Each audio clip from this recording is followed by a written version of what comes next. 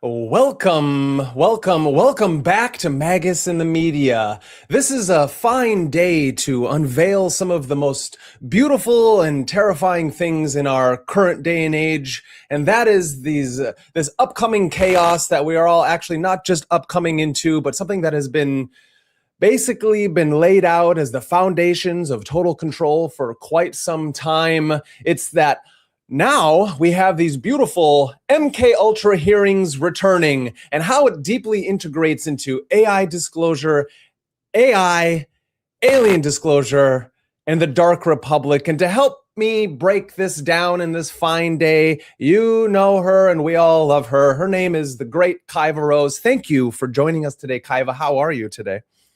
Yeah, thanks for having me on again. I'm doing fabulous and I'm looking forward to chatting about MKUltra and all the things because it kind of ties into the Black Mirror talks that we've been doing over the past few weeks. So let's get to it. Yeah, let's get to it. As if any of you have these things that we're calling being put out to us through the black mirrors that we all have, the ancient scrying tools that are being inverted in our current reality. It is this, if you pull it up, it's MKUltra hearings coming up next Tuesday, which is this Tuesday, which is now next Tuesday. Who truly knows when these MKUltra hearings are coming? But it seems like this person is being spot up. She's a congresswoman, Representative Anna Paulina Luna, stating in her X tweet, "The intelligence community has covered up the nature and classification of the MKUltra experiments for decades. Americans have been misdirected repeatedly and deserve transparency and accountability from the CIA. The intel community's unwillingness to deliver the truth has fueled dangerous conspiracy theories." Do you hear that, Kaiva? Dangerous conspiracy theories and eroded public trust in the federal government. Strange. This hearing aims to explore the history of MKUltra experiments, how they have impacted Americans' well-being, and how the intelligence community can win back trust. Isn't that fascinating how they want to try to win back trust? Yeah, respin the thing that has so many people. And it's not even just like the MKUltra. There's so many things that create distrust for the government. I don't even think a lot of people know about the MKUltra. So it's Yeah, interesting. I think that's like a major thing. Yeah, it is an interesting and a major thing about how, this year, these last 2 years, these last 10 years, this last 20 years, the last 100 years, it seems like it's so fascinating how fast the ball is spinning out there that in just the last few months to the beginning of the year, we get the age of alien disclosure. We get, the mass madman of chaotic ramblings, Trump, the orange man who is bad, is good, is neither nor between, and is just another mechanism of control of this parasitic oligarchical system. Isn't it fascinating? Yeah. Yeah, I mean, it has a lot to do with like don't trust your own lived experience, right? And I think that's one of the most bothersome things that is honestly happening in our reality right now is like don't trust your lived experience and what you're experiencing with CERN being on since 2020 and now they're going to turn it off on Monday, right? And like how our lives have changed ever since we've had the phones and social media and all these things that we've actually like lived through and experienced, but we're yet meant to feel like, no, why don't you just disregard your personal experience and trust us? We would never do you wrong. But it's like the thing is like there's so many obvious examples being that the wars right now happening, like all of these things. Like you cannot trust people who do you wrong through taking your tax money and feeding it into cultures that you don't support. Like there's so many things that it's like it's so wild that their intention is like, don't trust your lived experience, trust us. And so I think that's like the overarching theme in general that governments have had perhaps since the beginning of their existence is like, don't trust your lived experience, trust us. Be us, be with us, be with society, which is a very Capricornian thing. I'm on the top of the pyramid. You're somewhere in the pyramid. So just trust me at the top that I have established the structure to support all of us. But really, that's not true. So yeah, I just find it so obnoxious that it's like, don't trust your lived experience, trust us, even though we have no reason to trust them. Yeah, they've done nothing, I think, over the last 100 years, almost since the government is inception. has Mm-hmm. done anything to elude our trust in them. It's fascinating Mm-hmm. how they don't trust us, obviously, with the system of total Mm-hmm. control, the Palantirian oracle that is currently being built up around us as over the last, since COVID, since 9/11, that they've been trying to have us battle this us versus them thing as they completely put us into the AI infrastructure for total Mm-hmm. control. So it's like, we don't trust Mm-hmm. you, but you should trust us. Yeah, and isn't it all just a go happy-go-lucky Disney World out here? Like we're just having a good time. Just ride your rides, eat your popcorn, and stay along for the journey. Like it's just crazy that that's kind of like if you look at like the nuclear household, right? Like the mom taking care of everything, baking everything, like the way that that was set up. And then so there's just this like ingrained trust that they want us to have. And because they started slipping up, but I mean, this is honestly true. Like if you're going to deceive people, you're never going to get away with it. So like this idea that they continue to try to play the same tricks, whether it be through the centuries, because who knows how long some of these people have, their families have been in power, or maybe perhaps some of them are aliens or vampires. And so they just literally never die. And we're just dealing with the same repetitive sort of thing. And they never learn to stop fucking with everybody, just stop, just like stop. There's no reason for it. Yeah, I know, I do completely know. And why this is so important and why we're not just another doom and gloom news channel or YouTube channel or brand that's trying to tell you that there's nothing you can do about it. I think what's really important, both in my work and yours, is that what we're trying to show you is that, yes, you are within the cave. There is a dark inverted republic that is surrounding us and actually lives within us, since, as we all know, as below, so above, as within, so without. Once we can get our own mental / embodied constructs in order and awaken that sovereign magician and take control of our nervous systems, then this dark republic, this deep state shadow government, total control operating system doesn't have so much control over us, because that's what we're getting with this MKUltra stuff, is that it's all about being able to brainwash you with Mm-hmm. narratives, with wavelengths and frequencies and chemicals and symbols and a story that maybe you should give up all of your know-how to individuals, to these false philosopher kings that are in power, because they know better than you and you voted for them. I think that's the biggest trick, is that they Mm-hmm. want you to believe that you voted for them. Mm-hmm. Yeah, you had a part in us becoming in power, or like the other side being like, you voted for that person, you're a shithead, I'm never going to forgive you. It's like these ideas that like we continuously judge people on these group thinks, right? Like everybody is an individual of themselves, which is why like certain rules are essential, because there are psychopaths out there. There are people that like are really unhinged and they do not have sovereignty because they've given up to the chemical warfare, whether it be in the food or the atmosphere. They're just very unhinged, right? So we do live in like a wild time where we do want everybody to have their sovereignty, because at the end of the day, no matter what happens, your soul is still your soul. And that is the only thing that you technically have control over protecting and maintaining, is your soul's integrity. And so I always look at it as like, you look at all these saints, right? All these saints who like, stood up against these torments, even Jesus or Buddha, or like all these saints that stood up against these torments. And they said, no matter what happens, like they're not going to give up. If the fire burns me, let it burn me. I'm meant to be like, just being able to stand strong in your justice, your idea of truth and your sovereignty, I think is so important. Because at the end of the day, like we technically don't necessarily know what this world is about, Yeah. right? We could be in hell, right? Or we could Yeah. be in heaven, or we could be somewhere in between. But the point is, none of that actually matters. It's what are you doing here right now, and what is the quality of your soul? Like, are you maintaining a pure soul, or are you falling victim to, oh, I've got to get off the train first before everybody else does, so I'm going to push everybody down, not recognizing that you're actually falling farther back than all the people you're pushing down. So it's kind of a wild thing that just we have to maintain our sovereignty and remember that we are always in control, because they want us to think that we're not in control.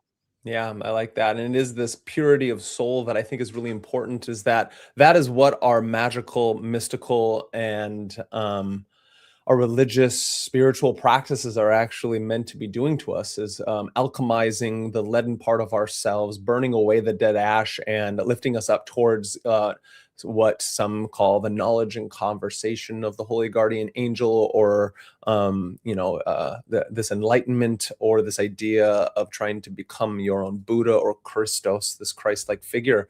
And I think that gets left behind in a lot of this, because if you give away your control to somebody else, then you can never have that direct experience or find gnosis. Mm-hmm.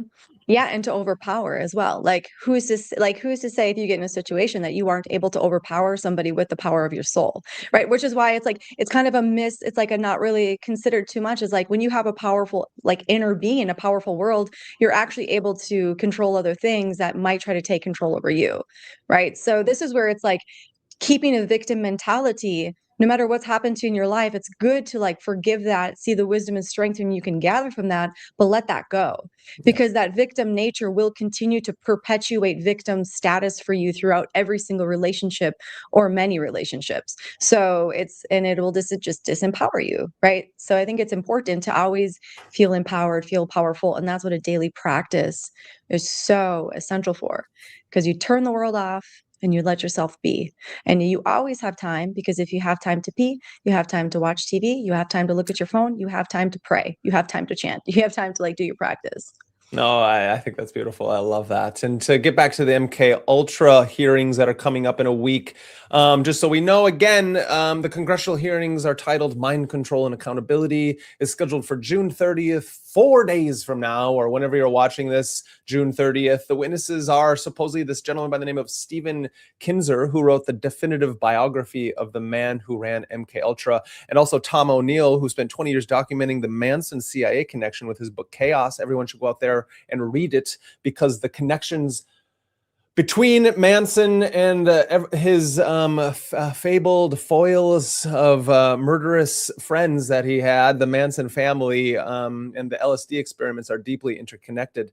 They're asking also, why is this going alongside the UFO files, JFK, RFK, MLK, and COVID origins that right now just started to pop up with Tulsi Gabbard and what she put out there? So we have a lot of questions to truly ask these things. And I think let's get to one of our first little videos here so everyone kind of understands exactly what is going on. This is News Nation coming to us, and we doing it live. If you haven't already, make sure to subscribe, like, and share, because we're doing it live and we're doing it well. And this is for all of us in this strange times.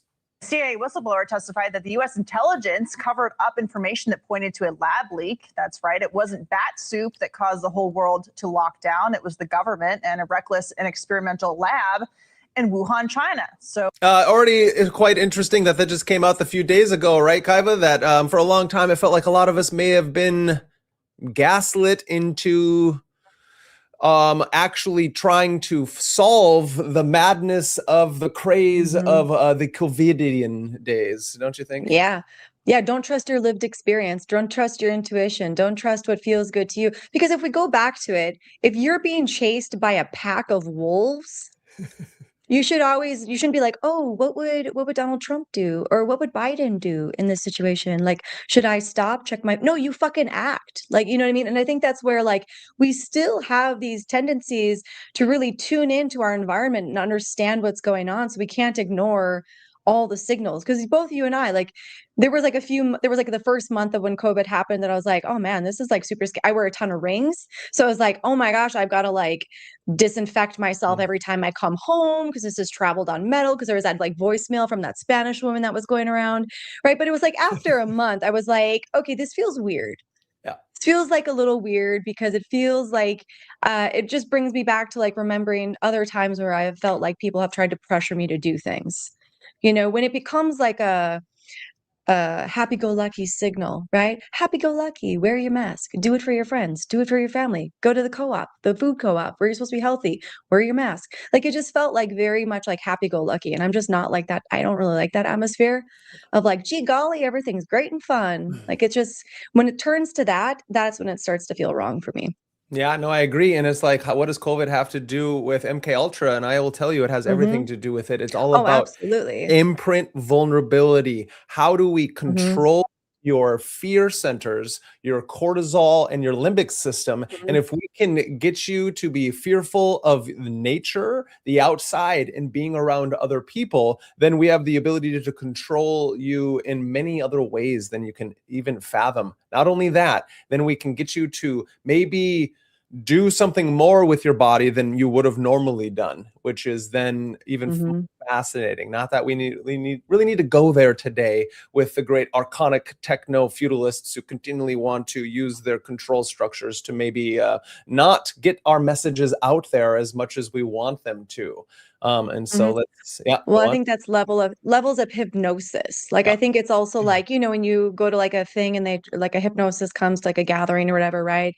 And they always like see who are the ones that are most likely to become hypnotized, right? And I think that's what we experienced. Like, they just wanted to see like who is susceptible to hypnosis, who do we have under our control, and which ones are like the loose ones, the wild ones, the ones we can't contain, you know? Yeah, no, I completely do. And in doing these said things, it's really important to know that what is the point of becoming a sovereign magician? And it is to be able to take control of your body, mind, syzygy in the world around you, and understand that to do what thou wilt means to not do what thou want, and only to do what thou want means to be controlled by your lower centers and drives. And this isn't just an Aleister Crowley thing. This goes back all the way to Plato, who was saying that we must use our reason to understand that the narrations that are being told to us, not just from mainstream media and all of the different control structures that are around us, but also just everything around us as such, are representations of either higher forms or lower level drives that are being projected out into the world on this. So it's really important that we understand how manipulatable we are and how the dark sorcerers, right? And so those out there who are practicing magicians, mystics, religious individuals, spiritual individuals, you know that through these practices, what you're doing is you're basically hypnotizing yourself into understanding that reality is a lot more malleable than you've ever believed. And I think that until we understand these types of things, that the nervous system, it runs off of basic principles like software and hardware, that what the thinker thinks, the prover proves, that if you don't even know what the thinker is thinking, you're going to be, all these things are going to fall in line, and it's somebody else is indoctrinating you to then think the thoughts that are then thought by somebody else to then be proven to then structure reality the way it's structured. If that, yeah, you know what I'm saying? Yeah. Which is fascinating. And so here we're going to get back to it. Here we go. We're doing it live. Why would our own intelligence community cover up for China at the expense of American lives? Earlier today, I spoke with Florida Congresswoman Ana Paulina Luna to see what she had to say. But first, she came to us with some pretty shocking breaking news. It's about files pertaining to the assassination of JFK and MKUltra, which was the CIA's human experimentation program. We have learned since our interview with Luna, the CIA marched into the National Reconnaissance Office warehouse in the middle of the night and took files under the jurisdiction of DNI Tulsi Gabbard. It was not a raid, and it did not happen today, but it did happen, and the files were not given back. Take a listen to my interview with Congresswoman Luna when we first heard the news. So people are entering, just so everybody knows, just so people are entering into these places and gathering up these files, the MKUltra files that already haven't been given to the people. And they've been lying to us about MKUltra. They've been trying to gaslight all of us out there into believing that MKUltra is just a conspiratorial hack, that nobody's actually trying to program you, that they were not using drugs to basically try to find a truth serum, but that's only the top layer. That wasn't really, they were doing that. They were also using certain things like Project Midnight Climax to use hookers and different ladies of the evening as they would set up these houses where they would bring what they call Johns, or these individuals in, these businessmen and different individuals in, and then these ladies of the evening would drug them with LSD, the great the great lysergic acid diethylamide that old L.B. Hoffman stumbled upon in his bicycling journeys, as in this great chemist taking ergot and synthesizing it. And upon doing this with Midnight Climax, the CIA and different project governments then would try to figure out how to control individuals, but using they would actually set up where like apartments, hotels, and like with screens and mirrors that they would be behind and studying individuals under these drugs. And to think that they're not doing that just better these days is to be very naive to the facts of the matter on how they're like, trust us. And we're all like, you've been like using drugs to control not only Americans, but the Korean War and Vietnam and all these different things for a very long time. And so it's another more fascinating stuff. Before we get to the CIA whistleblower about the COVID-19 pandemic and Dr. Anthony Fauci's role in the cover-up, you also have some news coming out of the CIA that you'd like to share. Yeah, so we were actually just notified that the CIA went in and took documents out of ODNI, multiple boxes pertaining to the JFK files as well as MKUltra. The reason why this is troubling is there was an executive order that the president had directed the full declassification of JFK, but then also to the MKUltra files. The CIA famously has said that, you know, all documents were released and other documents had been destroyed. So these are allegedly those documents that apparently never existed. And so very troubling. I did just talk to Chairman Comer, and we are sending in the next hour or so a preservation. It's all very troubling, she says. And Trump, Big Daddy Trump has been helping us try to make sure all this is declassified. And then we get the files, and what do we get? A bunch of black lines and very little data. Fascinating. Yeah, it is. It's like, again, I just think they think everybody's dumb. You know, right. They're just like, everybody's dumb. They don't care, you know, but to a certain extent, it's like, we already know, right? There's already been enough whistleblowers out there that have given enough of a clue. And also just like the way that our phones operate, we already know, like, they're spying on us through our phones. So like, and they're spraying us with chemicals, which who knows what those chemicals are invoking inside of us, right? So there's all these things that they're already doing, right? So it's like, what a wild life to want to experiment on people that's your existence, right? Like, that's what you're doing. It's just like experimenting on other people. Yeah. What bizarre.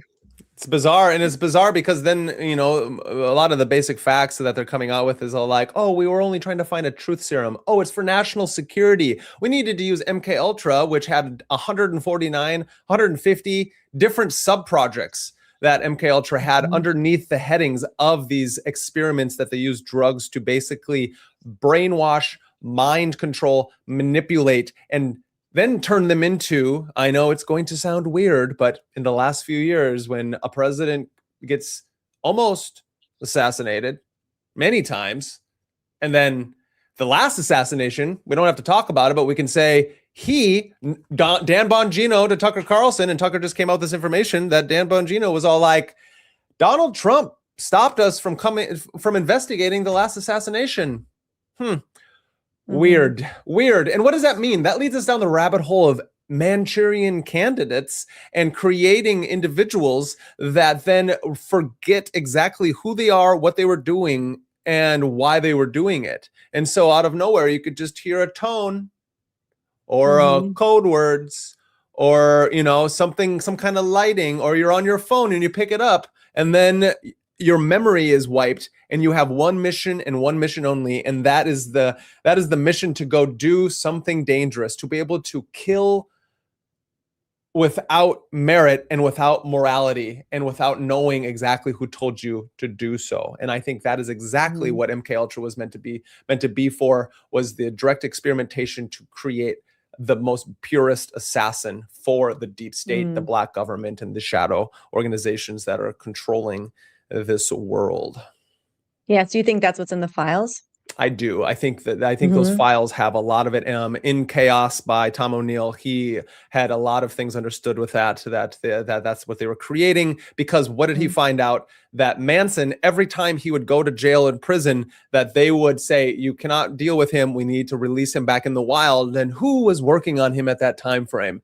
Oh, Jolly West, the great Jolly West, and him and Sidney Gottlieb, who was the main person on these MKUltra files, or on doing MKUltra at that time frame. And Tom O'Neill talks about how during Jolly West's time, he's like, I never worked for MKUltra. And then O'Neill was able to get into looking at all these files and trying to find a needle in a haystack. He did just that. He found direct correspondences between Sidney Gottlieb and Jolly West himself, that they were doing these things. Jolly West was like a main psychiatrist, psychologist, and I'm going to get into some of those details here in just a little bit after we watch this, but it's fascinating. And what's fascinating is then also, it's like, how do you miss that many times? And then with the late, great Charlie Kirk, you hit it exactly on the nail. And somebody who was actually questioning things and making sure that the neocons weren't running stuff and that we weren't going to wars, even though I don't agree with all of what Charlie was doing.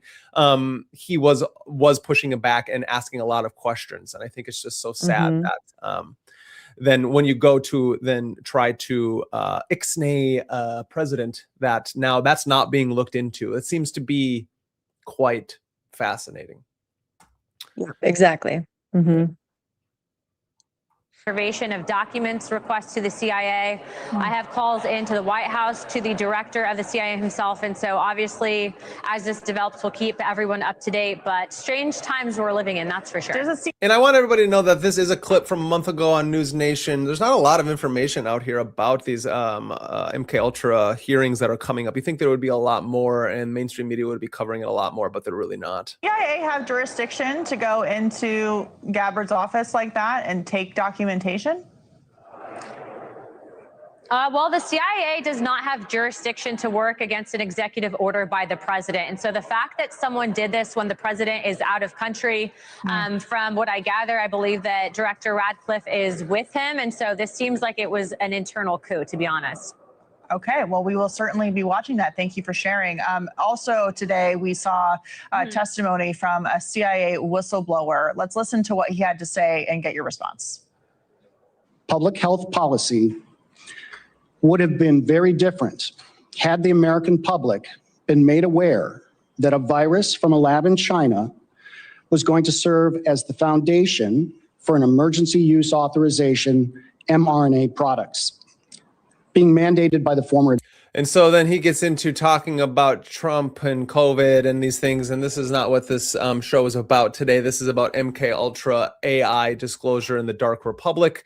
And I think it's really important that all these things are talked about, because they are all so connected and interrelated that it's almost not even impossible that in a world in a world that's based off of mechanistic values and materialism, which you and I don't believe in, and I don't think that's how the world works. Actually, the world is based off of the ideal and the idea and stems into the material. That's why the world is so synchronistic. Synchronicities are everywhere, Carl Jung says. We just have to tune ourselves to be able to witness them, and when we do, we will see them everywhere. And why it's not a doom and gloom type of thing, it's that this is what it looks like when, as Terence McKenna says, as a planet gives birth to what?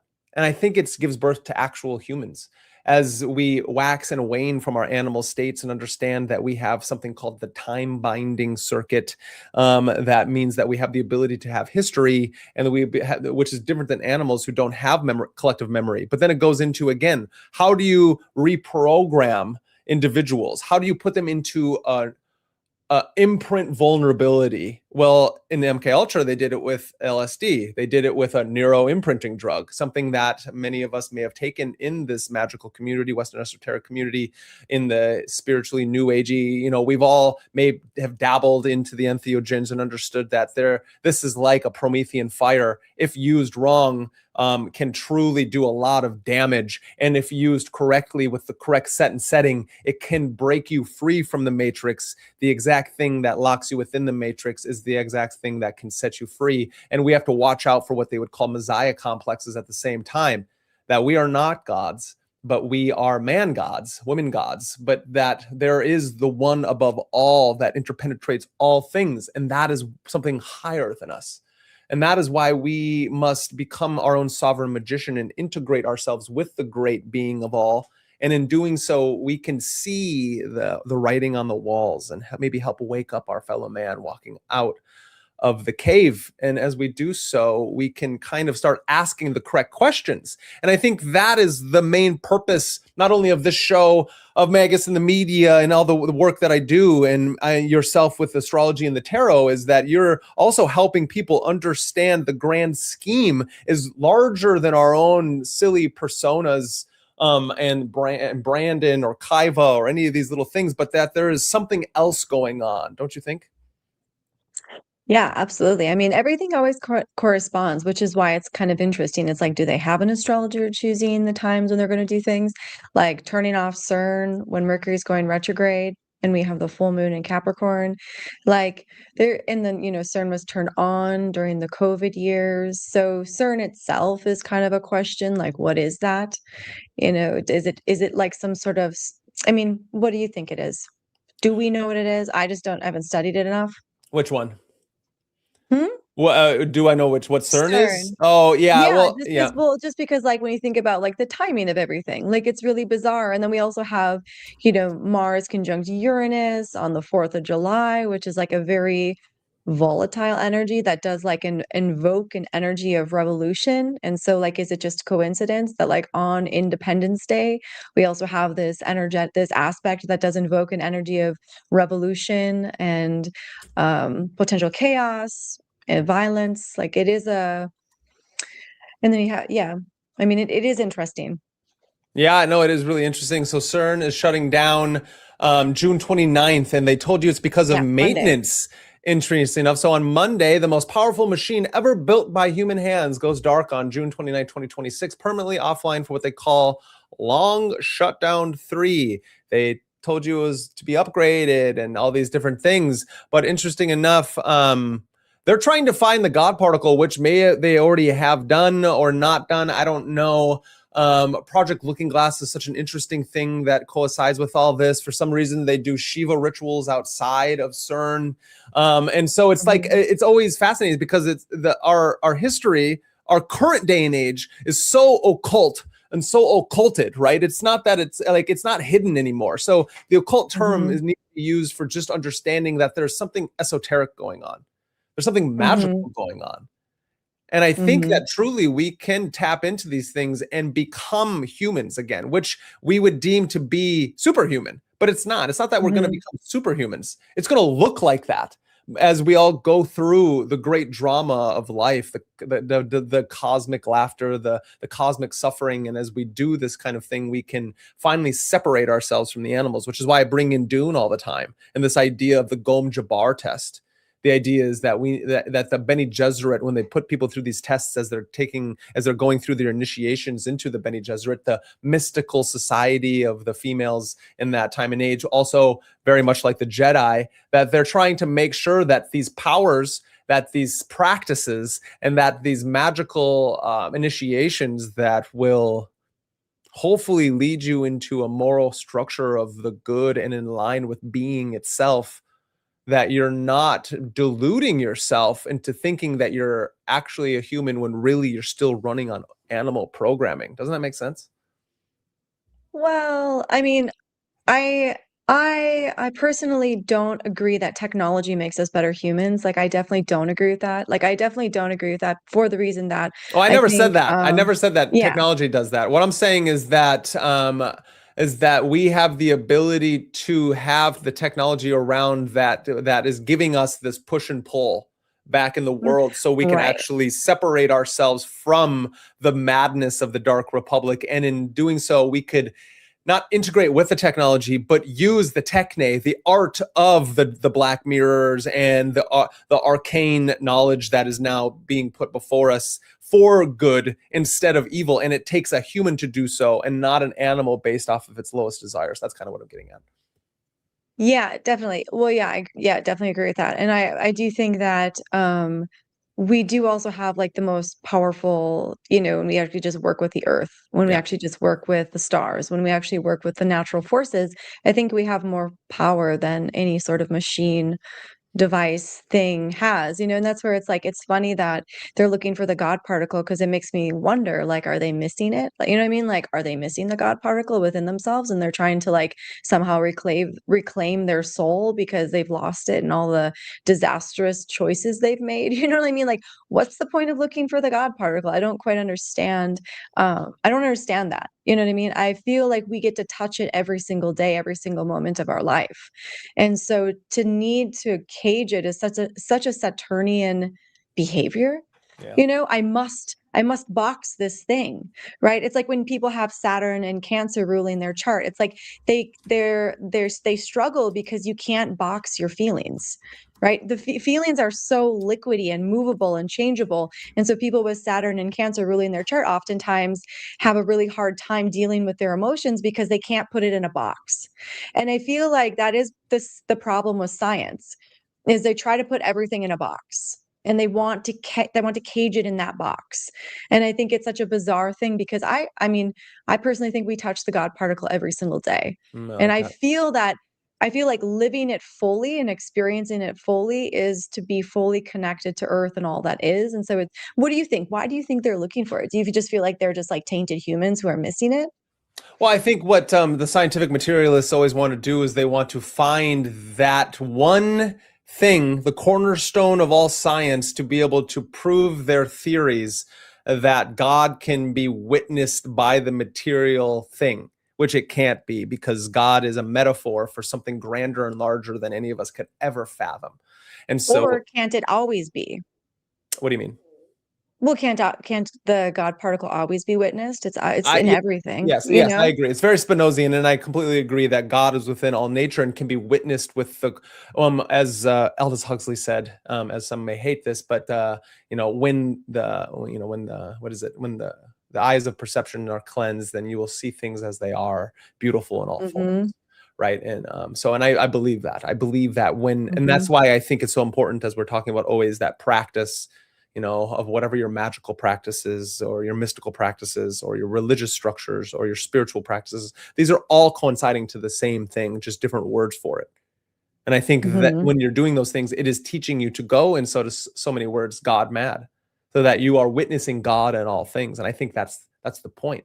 But how can you do that if you don't understand first that you're not even out of the cave of misperception and manufactured reality? And until you walk out of the built constructs of the so-called matrix of total control, that then once you do that, you can move about the world witnessing things as they are, beautiful in all forms, even in all the suffering, if that makes sense. Yeah.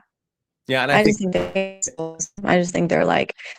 just like lacking all that is good. Yeah, no, and I agree. And that's something like, we just watched the movie Begonia, and there's something really interesting in that metaphor of, are the pharmaceutical, techno-feudalistic, corporate individuals, are they all fucking aliens, right? It's like, but I don't even like that. It's like, no, these are animals. These are humans who are barely human anymore, and they've forgotten the spark of the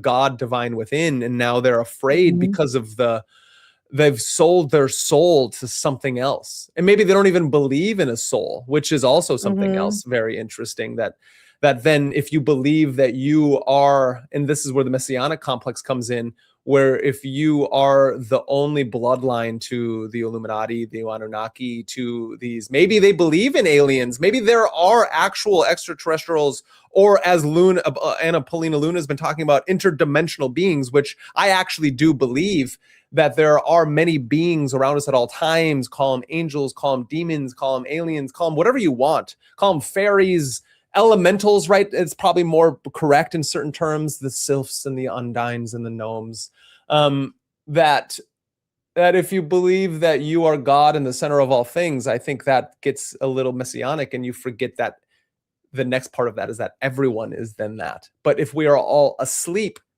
at the wheel, then you have to make sure that you're helping others wake up, because of once they wake up, then we all can be living in a more harmony with each other. Not that there is such thing as utopia, because I do believe, as the great Moore, I believe it was, the philosopher, he has the writings of utopia. It's probably a different one, but the idea is that right now we are actually living in utopia and we just don't know it. And I think that's what's so fascinating, is that if we could all just wake up to that we're being poisoned, that we're being brainwashed, that there are people moving money around so you can't have it, and they can consolidate it to move us into this AI digital infrastructure, and that they don't trust you, but they want you to trust them. That it takes only a certain amount of the population to wake up, and then all of a sudden the house of cards, I think, kind of falls in on itself. You know what I mean? Yeah, for sure. And, just like with the CERN thing, what if they're trying to like skip us on a timeline? Because that's also too, right? Like they're creating this like time machine, so they're trying to blast us all forward or backwards in time. Like, I don't know. It does make you wonder, because it is just a bizarre concept to think like you're looking for the God particle, so you can create whatever you want, or are you actually trying? Because I heard that once they turn it on, it like tore apart some timelines. Interesting. I think that goes back to the Project Looking Glass thing. I think they can be integrated. I don't know much about that, but same. that So I don't mean seems to destroy us. No, but I think it's interesting that if you're trying to find a God particle, it's just like a continue. It's the idea that MKUltra never ended. That's the number one thing. Everyone out there, MKUltra never ended. They just closed down that one thing and then moved it into something else. And just like LifeLog, the CIA had this whole program, Project LifeLog, and then they ended it. And then something like the next day, Facebook was created and Mark Zuckerberg was hailed as its creator. But he came from a school where they pick and choose you to do certain things. And so, he may be smart and he may know what he's doing, but at the same time, he's just another stooge in a long line of power, manipulation, bribery, and blackmail, as well as Jeff Bezos. He created Amazon in his garage, right? And then you come to find out that, well, maybe he did, but his grandfather was one of the first creators of DARPA, known as ARPA back in the day. And then you're all, that's fascinating stuff. And I think it's interesting that most people don't know where MKUltra even came from.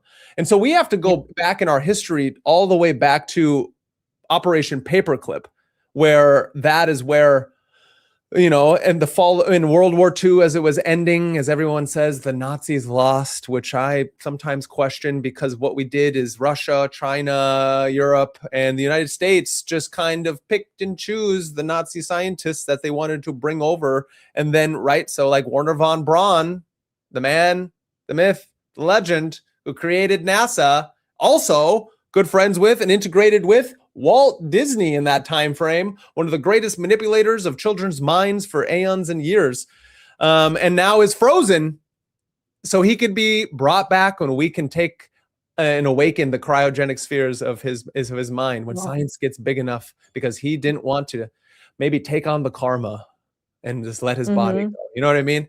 And so it's fascinating. So Operation Paperclip coming on, where we did just that. The end of World War II, before the rubble had even settled, the United States government began extracting Nazi scientists and bringing them to America. They didn't prosecute these people who did terrible things. Truman signed a secret order in September 1946 authorizing up to thousands of visas for German, Austrian scientists, specifically in the interest of national security. The name comes from something mundane, Operation Paperclip. At the interrogation center, clerks used paperclips to mark the files of prisoners whose backgrounds were the most troublesome. The paperclip marked the problem, interesting enough, and the United States made it disappear by bringing them over.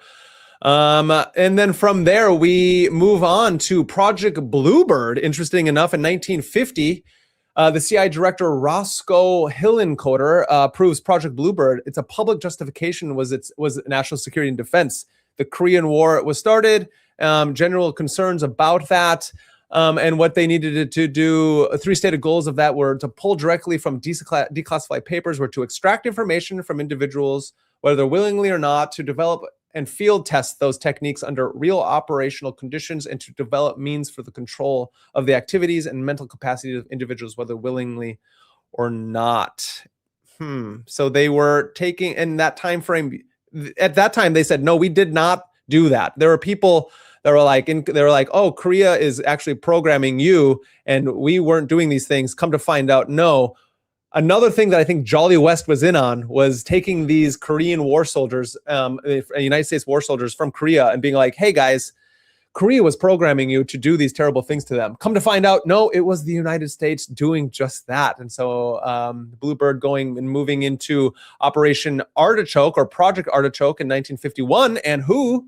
Alan Dulles expands the program and renames Bluebird to Artichoke. And this is where it gets really disturbing. Project Artichoke was to determine whether a person could be involuntarily made to perform an act of attempted assassinations. Interesting enough, huh? Under Artichoke, the institutional network grows. Universities, hospitals, prisons, pharmaceutical companies. Is this starting to kind of make a little sense here as we move through these timelines? Yeah, which is again why you just don't trust that like happy-go-lucky, everything's gonna be fine. Like you don't have to do the work. Don't take care of your health. We've got a pharmaceutical for you because life's too happy-go-lucky to waste your time taking care of yourself. You might as well take this pharmaceutical and go to Disney World. I mean, like just be a dum-dum. Just be a dum-dum. Don't do the work. Yeah. Don't trust your lived experience. Get in your box. Like that's the thing is like at this point, you know, apocalypse, something happens. Most people don't have the intelligence level to actually survive, unfortunately, because they've been so brainwashed by everybody taking care of them, doing everything for them, you know? So it's like, I mean, I'm used to it too. Like, I'm not like saying I'm better. I definitely am not hunting, growing my own garden. Like there's things that I, you know, gathering water, like there's things that it's crazy how we don't know how to do because it's all just happy-go-lucky. Happy-go-lucky. Happy-go-lucky. That's what the 1950s were. Like the 1950s, 60s, all just like happy-go-lucky. Like just be happy, Brennan. What's wrong with you? Just be happy. Be happy. Just be happy. This is the booming of our day and age in the 50s. And yet on the underground, right, the occult, not the Western esoteric tradition, occultism, not the magical societies, which interesting enough, in the early 1900s, a lot of magical societies were happening, but then it went underground.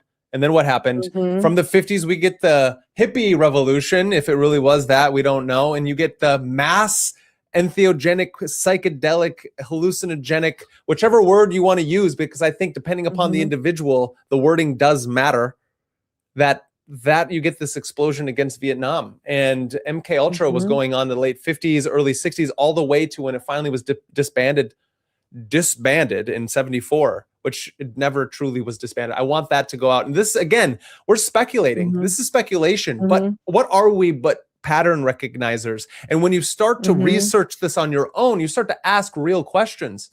Does Anna Paulina Luna, somebody who was put into the position by the Trump administration to help release declassified documents that aren't truly declassified? And so it's like, I'm not falling sway to some like, oh, good, they're doing it for us. I don't have to do my own research. You have to ask yourself, is she just another cog in a wheel to help us muddy the waters so we don't get actual answers? Because all of you out there, if you do any modicum of actual occult practice, actual magical practice, actual meditation and mystical practices, if you've ever used any sort of entheogen, you know that the world is stranger than you can ever imagine. And you know that there are actual practices to tap into higher frequencies, beings from other realms of reality. Again, the sylphs, the undines, the gnomes, and fairy, whatever these entities, these creatures, these beings are, these interdimensional beings, these aliens. It's not going to be a disclosure from the government, right? Isn't that silly? Yeah, which is kind of like also too, like why wait for it to come that way? Like we do all have access to all this information. It's just like, you know, sit with it, right? Sit with it and let your intuition guide you. Watch the symbols that your guardians show you. Listen to the things that you just kind of pick up on, or the synchronicities, right? You're thinking about something, somebody says something about that thing, like begonia. It was crazy. I was like, I love begonias, like the flowers. So I was like looking, just gonna buy one, whatever. And then like you said it, somebody else said it, the movie came up. It was just like all these things. And I'm just like, what does this movie have to show us? Right. So it is interesting.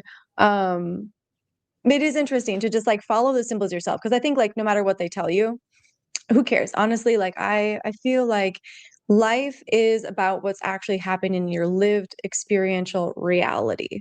Like everything that we see through the technological devices, it's great that we have access to all this information, but at the same time, it literally is so detached from your lived experience. And that's not being ignorant. It's just like if you didn't have this thing, you wouldn't know all these things that are happening. And I'm not saying that's good or bad. What I'm saying is like your karmic reality is what's right in front of you and all around you. And I guess, yeah, maybe it is now what we see through our phone, but at the same time, we don't have the ability to change what we see on the phone. Sure, we can be activists and do all these things, which is great. And I love what people do that if it's in your capacity to do that. But I also think like we have to be in our lived experience. And if stuff comes out about these MKUltra files or, the disclosure, it's like, how does that actually affect your immediate reality when you shut everything down? Like, do you see the aliens in your room with you? Are they here right now? Are they here with you now? You know what I mean? Yeah. Like, can you hear the tones coming from CERN? Are they like affecting your experience now? Like, what is happening right in this moment? Because I think being so present with your existence is so important because that's how we know what's a threat and what's not a threat. Mm-hmm. Yeah, I know. I think that's really important. Is that, and that's something that I like to talk about. Is that one of the main goals, as Abramelin the mage, right? As Abraham the Jew was going to go to him and try to be like, "Hey, teach me magic." He's like, "Well, you can't be taught magic by me. We need to do something different." The idea is the conversation and knowledge of the holy guardian angel as the Golden Dawn or the Rosicrucians or whatever these magical societies were trying to do. And it doesn't have to be just those institutions and societies. It's that once you interact with the holy guardian angel or your higher self or whatever this is, and you integrate it, it's then that you finally have the ability to understand good from evil, is that you can build a moral structure. And before then, you are not a magician who has has his own sovereignty. Because sovereignty means that you understand the right from wrong and you are choosing the wisest path forward with virtue and confidence, with courage and bravery, and to protect not only yourself, but those around you, and not doing the thing that is leading you down the path of the Sith and power. And that's what I'm seeing as all these dark sorcerers in this dark republic that we're living in, that they are doing exactly that. They are creating a world of total control, and everything that we're using, from the internet to the AI to the computers to our cars and smart cars and the smart world being built, isn't quite smart, because what it's doing is it's trying to control you through the algorithms. And so back in the day with MKUltra, as they were trying to unlock the secrets of, we're talking about CERN and the God particle. So CERN is trying to figure out what is the base material of reality. Well, what did MKUltra try to do? How does the nervous system brain interface work with reality? And can we control human beings? Not only control, can we wipe their memories clean, reinsert memories, so then that we can control what these individuals do? And it's not like they have total control, because they don't understand that this is a whole system. As in, it has a spiritual structure. It has an aura and a chakra system, the meridian lines. It has it has an electromagnetic field around it, as in we are. And we are something that's interconnected. So what you do to one of us, you do to all of us. And that is the work of the great Plato, as we understand that if this nation is sick, humans will be sick, the individual. And if the individual is sick on a large level, we will get a sick nation. And it's like almost like they've forgotten these things. It's like the Ivy Leagues don't teach the inner teachings of Plato anymore. They don't understand that what you do to one of us, you're actually doing to all to us. Yep. And even to themselves, and that's where it's just like, they're kind of all a bunch of just like dum-dums. Like they're just with their little white jackets on, bobbing around with their clipboards, just like fucking walking down the hallway, gonna go do the thing. And they just live these like really hollow experiences. Like, I guarantee you, most of the people that are like working on CERN and working on these things just have like a very hollow existence. I doubt there's much life going on there because they're so consumed. It's like the Faust complex, There you go. right? Like it's just trying to do everything, being tempted by the devil, right? It's such a wild thing. But I was going to say something about, I forgot what you were talking about, but I was going to say something. I've lost it. Maybe I'll think of it. Yeah, that's okay. Yeah, that's okay. I kind of want to move us into now how there's like 40 boxes of additional material that may exist but have been taken from MKUltra. There's so much more than that.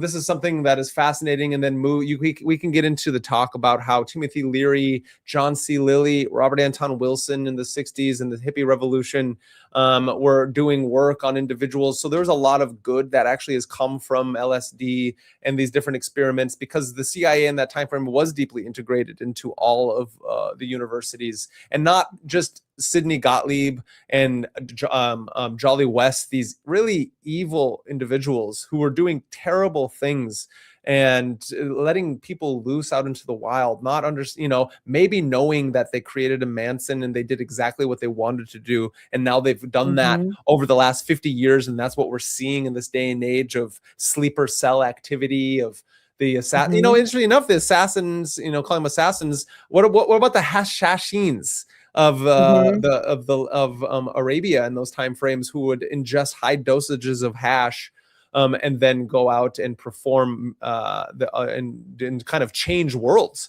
at that time frame? You know what I mean? They would assassinate high level emperors and kings for Hassan I-Sabah, the great old man of the mountain. As he would say, if you do these things, I will lead you into the kingdom of heaven, whatever that looks like for that kind of those groups. And so it's very similar to this day and age. Well, if you do what we want at the lowest level of brainwashing the extreme left to the extreme right, you will then see your communistic heaven or your corporate capitalistic heaven, instead of understanding that these things, we need to merge our experiences, have nuanced thinking, so we can actually live within a world that lives with harmony, and not that we need to do massive experiments on individuals to try to see how the nervous system works and then control people so we can have national security. It's like what, Yeah, I mean, even to think about in the 1800s, all the psych wards, supposedly,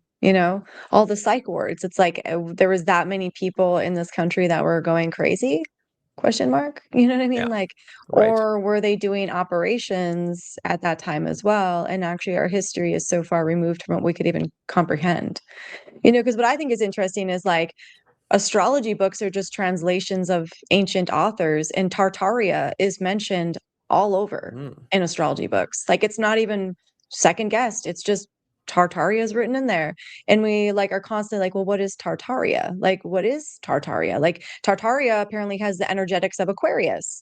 So as a location, it is under the rulership of Aquarius, which that's kind of interesting to be under the rulership of Aquarius, because that is telling us there's some sort of technological advancement there, some sort of holistic communal existence there. So it is bizarre to a certain extent that we are right now thinking about MKUltra, but even to think about the 1800s and what happened to the people then, and all the world fairs happening, all the buildings that have been here for who knows how long, and we're just meant to think they were built by a couple hundred people over a 2-year time period. You know what I mean? Right. It is interesting to think how long the reorientation of people's minds has been going on. Yeah, no, I completely agree. Let's as we're wrapping up this beautiful show, I do want, beautiful in the way of, is that we can all take back our sovereignty in our minds and our bodies by doing very hard yet simple things, and that's just tapping into the practices that we all know about that are out there, to be able to do, you can do a yogic practice, you can do Tai Chi, martial arts, you can go for walks into nature, you can meditate, ceremonial magic. There's just so much out there that doesn't cost anything or costs a very little amount, or you can learn to be able to take your sovereignty back. Read with vigor. Don't just watch and scroll. There are books everywhere, and that's the utopia that we live in, is that you have knowledge at your fingertips. The Akashic records aren't something that some idiot at some festival is tapping into and telling you what is going on. It's right here. You're on it. It's right now at all times. And then once you start doing the research and the study and the practices, it will open up a discovery and a wealth of knowledge that you couldn't even imagine. And I want you to know, so in the MKUltra hearings that are coming up, it's not all doom and gloom. This is how it has to work. And we have to ask the true questions. Is this something that the government is trying to get a hold on so that they can spin the narrative, or is it truly truth coming out? And so we have Stephen Kinzer, who's going to be one of the whistleblowers, one of the people at these hearings. Kinzer's a former New York Times bureau chief and now a senior fellow at Brown University. His book, Poisoner in Chief, is the definitive biography of Sidney Gottlieb. He had access to documentary research and original interviews that no previous researcher had assembled. What makes Kinzer important is not anything more than that he is the one documenting or finding documents about the continuity and the techniques that were developed under MKUltra, which did not retire when the program officially ended. They migrated into the CIA's KUBARK, Counterintelligence Interrogation Manual, in 1963, which became the operational basis for prisoner interrogation in Vietnam. From Vietnam, those techniques moved into the training programs the CIA ran for security forces across Latin America through the 70s and 80s. From there into Abu Ghraib and Guantanamo. The methodology, again, didn't stop. It adapted to a new operational environment and continued. Kinzer has documented this chain explicitly in his work. This is what makes him a very significant witness, and that is what the committee will almost certainly not ask him about directly. Again, they're going to say, we need to, there's a word for it, I never get it right. We can't do this here. We have to do it in the back because it's national security. It's national security because we're saving you. We're protecting you. Yeah. Interesting enough, he has also made the Nazi lineage explicit in ways that most historians avoid. He has said on record that what Gottlieb did to his subjects was legally identical to what the Nuremberg doctors were sentenced to death for doing.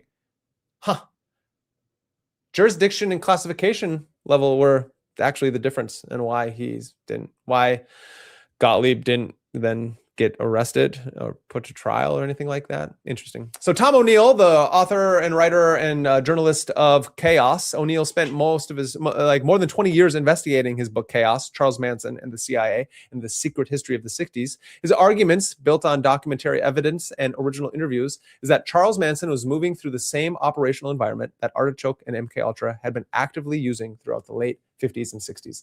The Haight-Ashbury free clinics. Haight-Ashbury. What do you know about Haight-Ashbury, Kaiva?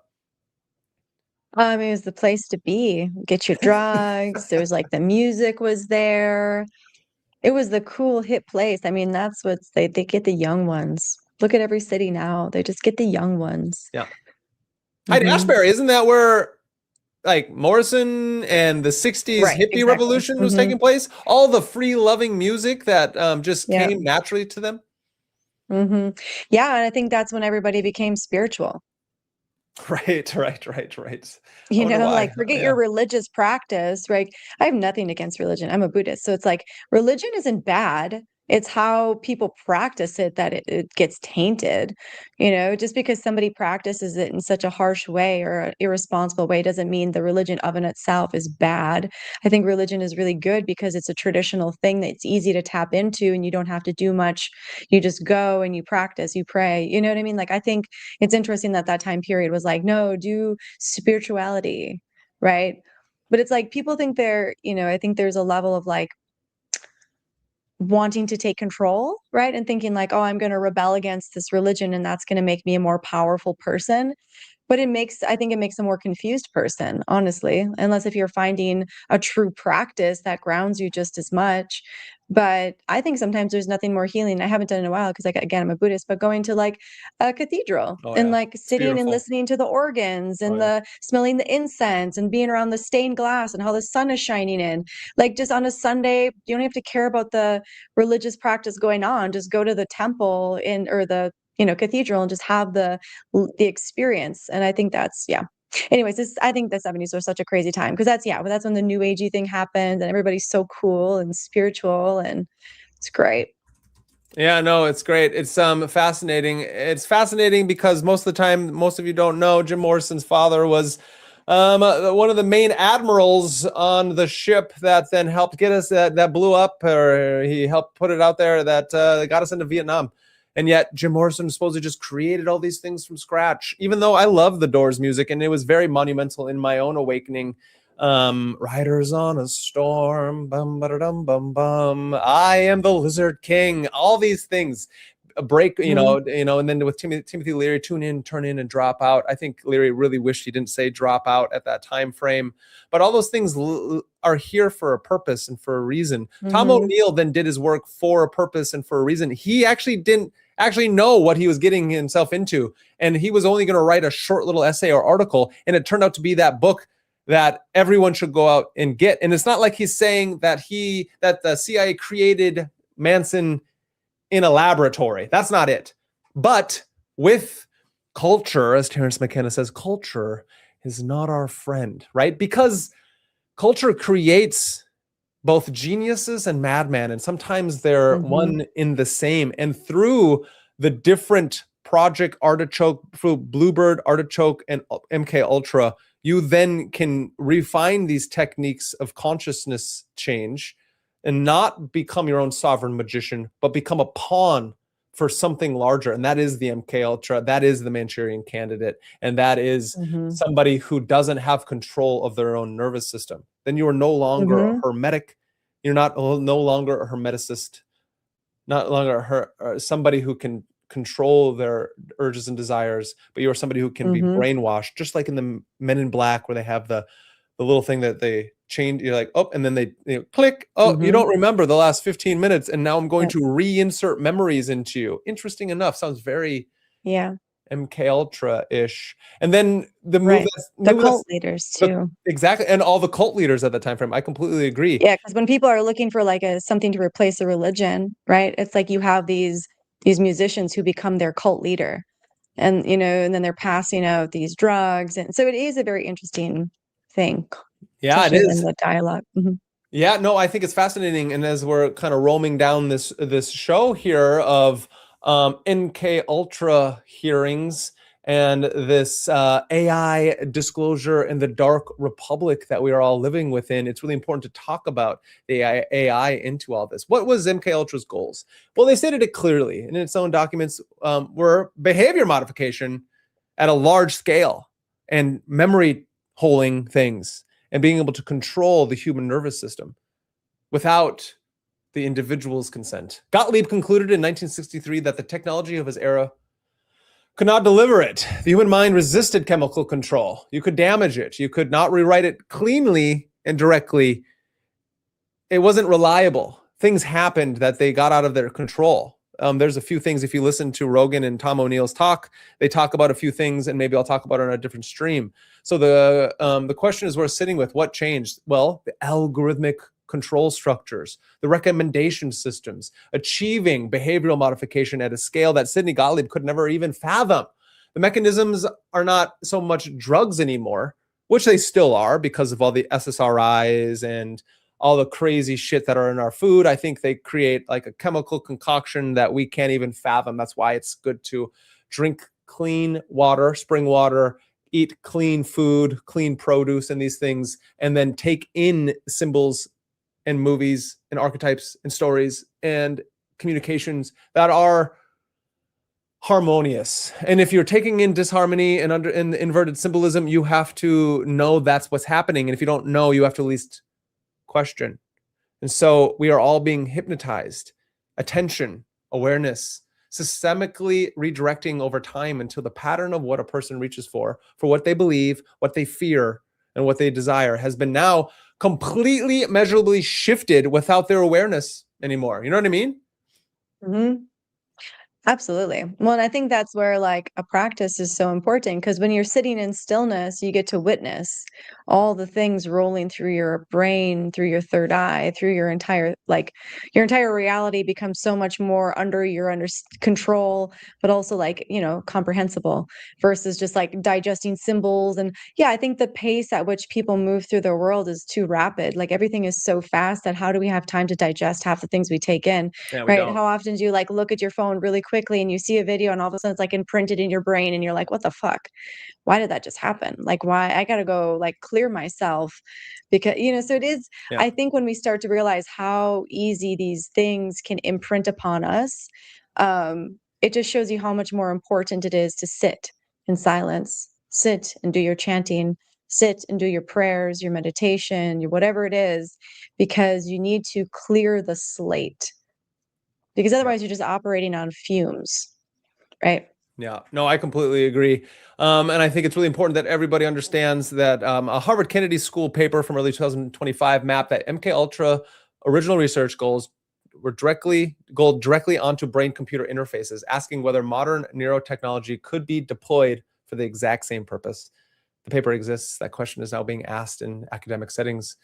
The things that were once on the fringes are no longer on the fringes. And if we go a deeper level into the technology, and where the traditions that we work with inside our, like this channel and everything we're talking about at all times, like where do they come from, right? It's all about obliterating and then rebuilding. Coagula et solve. And that's exactly what Gottlieb did also in his two-step process, was destroy the existing structures of the self and then install something new in its vacancy. Well, alchemy doesn't do that as much. It's not about that. It's about destroying or the blackening, the black sun. It's about taking the leaden part of ourselves and still having what remains, the other beautiful parts, and then recoagulating into being the highest person that you can become, the most virtuous individual that you are. And so this leaves us with a lot of questions. A lot of questions of what's going on. I want everybody out there to know it's not the religious structures that you need to be rebelling against. And somebody out there talking about what is, it's about, the religio, right? To bind. Well, it's really important that we bind ourselves together in this fight against the techno-oligarchic parasitic class.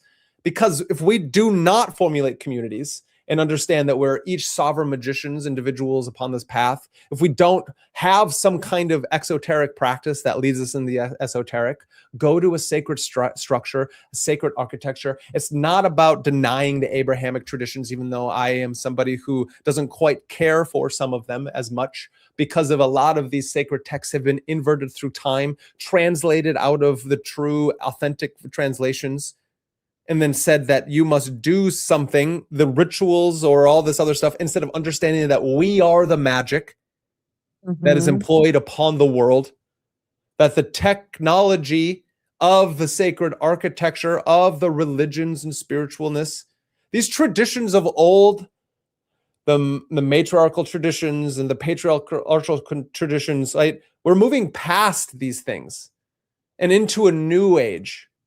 And it's not a new age of the Gaia TV or this pagan nonsense or whatever the Abrahamic structures are trying to do. There's something else going on.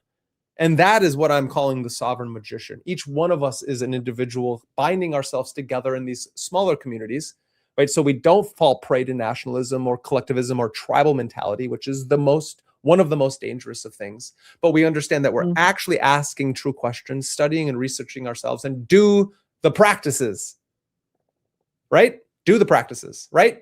Religion is not our enemy, is it? No, I mean, I think it's like if you're going to let people taint your taste of things, like I would never take people's advice. Like, honestly, when people tell me not to like somebody, I'm probably not going to take their advice. I'm probably going to figure out why I shouldn't like that person. Same with religion. Like, I am never going to not like something because somebody's like, oh, that person did that. I'm like, yeah, that's one person. And there's been thousands of people practicing this thing. So I'm going to let one person taint my taste for a religion that's actually served many people. And honestly, like, I think people love to be victims. And so I think people like to be a victim of religion. And unless if you like, I mean, and there have been people that have been hurt by priests, but are those priests actually practicing that religion? No. So if you can't see truth, you don't have the eyes, right? And that's not the religion's fault. If you can't see the truth and how that religion was created to serve for the best, that's not the religion's fault. That's perhaps your own because you've been tainted by some sort of experience in your life. And so I think, I think it's always good to find the best thing in all things. Like I grew up Catholic. I'm not a Catholic anymore. I love going to cathedrals. I'm a Buddhist because it aligns most with my values and everything I believe and everything I already started to participate in when I got on my spiritual journey back in like 2007. You know, I found it fully embodied in my Buddhist practice. That's why I'm a Buddhist. But it doesn't mean like I don't understand and have reverence for Hindu religion. Like when I went to Bali and everybody does the thing, you know, like I love the practices. I love the whole thing. When I went to Bahrain, I didn't mind. I liked that the prayers were over the loudspeakers because I felt like I was being blessed. So like I think when you can find the good in all religions and see how people most likely have good intentions, majority of them, you can't let the tainted ones taint your existence. Otherwise, you're just being a victim of every single thing in your reality. And then that's a sad experience to live. You know, like I don't think letting people control your experience is the thing to ever do. No, I love that. That's beautifully said. No, that's beautifully said. I think that's amazing. And that's why I love you, love doing these things with you, because your perspective is amazing. Everyone, please, if you haven't already, go over to Kaiva Rose, her Instagram and her YouTube account, 11kaivarose33.com. You do it. Tell them where they can find you, Kaiva. Yeah, so you can find me and get a reading at 11kaivarose33.com. I do weekly and daily videos for all the aspects that are happening on Instagram, YouTube, and Facebook, and that is at Kaiva Rose. Beautiful. Thank you so Thanks much. for having me, Brandon. Yeah, I love having you on the show every time. This is a makeup for a Monday night show, and we're going to continue back doing our shows as many times a week as we can. I'm going to let her go because I know she has got certain things to do as I finish up the show here. Perfect. Thank you. You're welcome. Everybody out there in this fantastic world needs to understand just a few beautiful things. That at any time, just like that, the internet can go down. Some archonic control structure can be that thing which is trying to tell you that you are a victim to something else. And I and many others of us, the occult rejects, and everyone else that I have interviewed, I believe, is trying to help us along the path that, yes, the CIA, the three-lettered agencies, right? The CIA is just one of them. The shadow control structures have been doing things for a very long time. And those are just the names that we know of. There have been many, then probably very dark, mystical, magical, whatever, organizations out there. And today we're talking about one off branch of them, and that is the project MKUltra and these hearings that are returning. We are in an age of AI, of alien disclosure, and we all around us, the dark republic is there. And the idea is to see it and understand that we must disclose reality, let reality disclose itself to us. And once we can finally let reality disclose itself to us, that's when we can take a step aside and be calm, because it's understanding that the nervous system, brain, body interaction, the mind, all is mind, right? But that's not completely true. We have a body. And the body and the mind aren't separate. That's why Heidegger says we must be there, or Dasein. We are Dasein. And we must stop looking at all the small little beings and worrying about the individuals and these things. But we must understand, yes, we must look at these projects. But upon doing so, we must look at the grander, wider picture and not fall sway to victim mentality, because that is another ploy of such programs, such things, such algorithms of total control. And when we have the ability to finally do what it means to become our own perceptual mechanism, as in the organ of total control is the nervous system brain interaction. And when I can take control of my perceptions, I can take control of my judgments, I can then take control of my own reality. And so don't just listen, study, research, and find the truth to what is going on with MKUltra, because there are such books like Chaos by Tom O'Neill, and there are many, many channels who have broken down exactly what's going on, from Paperclip to Bluebird to Artichoke, and from there, MKUltra. But just like all things have a silver lining, I do truly believe that we must not fall sway to being black-pilled, but we must build ourselves up as the highest level king, philosopher, magician, lover, warrior. In doing so, we can tap into that sovereign magician within. Because there are such things that they talked about, the 8 circuits of consciousness, Timothy Leary into Robert Anton Wilson's Prometheus Rising. As we are all Prometheus rising, we are all butterflies breaking free from the cocoon of that larval state into the higher circuits of consciousness. This is something that we have found with the software-hardware dialectic. But we must merge those things together, and that is what it means to be a magician. The science and art of causing change into conformity to your will, in your reality. That once you finally learn how to do your magic in the highest of all possible ways, that true mysticism, then the Dark Republic and the Dark Sorcerers can't take control of you anymore. And so if you haven't already, please, I appreciate every single one of you. I have many brilliant interviews coming out. I'm doing work with Palnode Productions, Danielle, that I've interviewed, that brilliant professor of philosophy from Gonzaga. Lon Milo is coming out in the next few days. I just read his book and it was brilliant. The young Aleister Crowley, as well as all his other works. Alan Chapman's interview is coming out. I just did an interview with A Secret History of the World. It's a brilliant book. It's right there. The Secret History of the World by Mark Booth. Everyone should pick it up and read all of his books. Because in MagusintheMedia, what truly matters is myth, magic, and meaning in the stories that you and I love. And I thank every single one of you out there.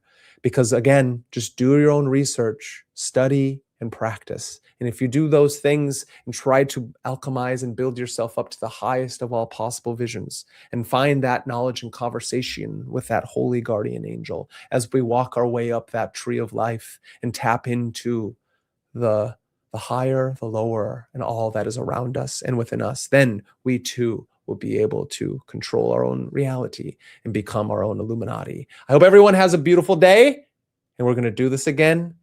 And until next time.